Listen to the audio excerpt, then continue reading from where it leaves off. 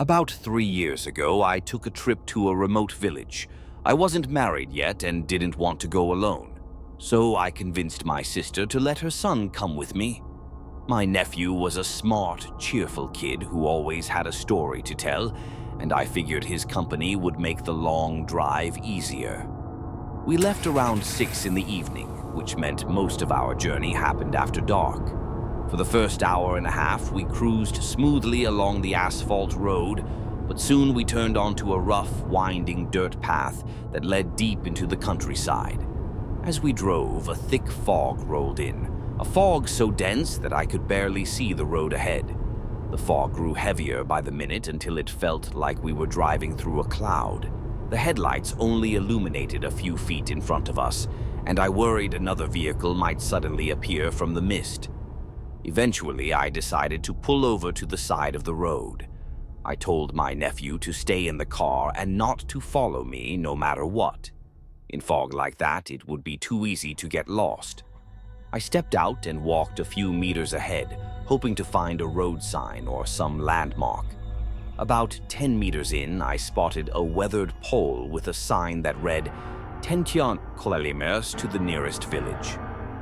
That didn't make sense. I knew this road well, and there shouldn't have been any signs like that along the way.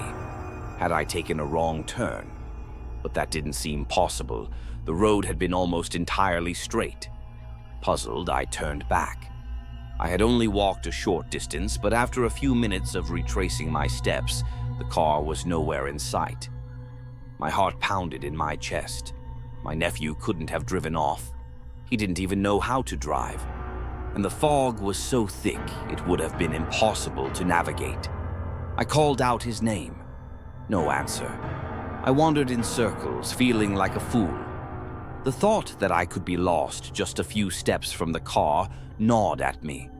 I kept telling myself that my nephew was safe, warm in the vehicle with enough provisions to last the night. But the silence was unsettling. No rustling leaves, no birds, no distant hum of passing cars, just the eerie, suffocating fog. Then I heard it, the faint sound of footsteps. Quick, light steps circling me. Someone was there. My breath caught in my throat as I turned around, but all I could see was the swirling mist. I froze, listening. The footsteps stopped. Suddenly, a shadow emerged from the foul. It moved slowly, deliberately, and as it drew closer, I saw it was an old woman. Her face was pale and gaunt, and her eyes glinted with something unreadable. Her clothes were worn and tattered, and there was a strange, sweet smell in the air, like decaying flowers. "Grandma, can you tell me where I am?" I asked, trying to keep my voice steady. She didn't answer. Instead, she made the sign of the cross and muttered something under her breath.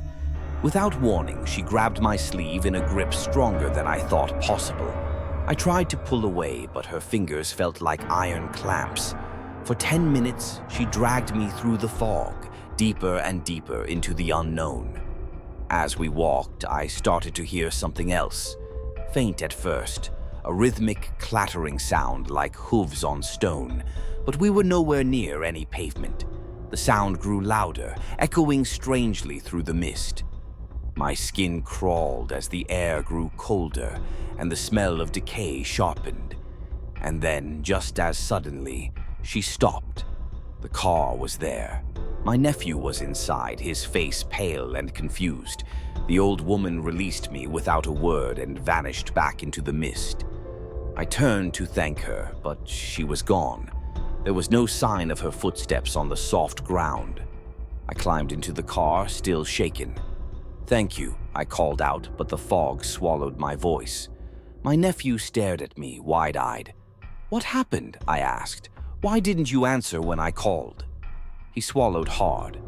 "I heard something," he said quietly.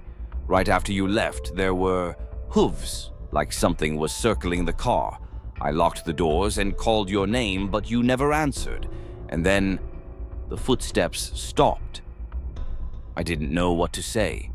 As we waited for the fog to lift, I noticed something on the ground outside, a faint blackened hoof print, too large for any animal I knew.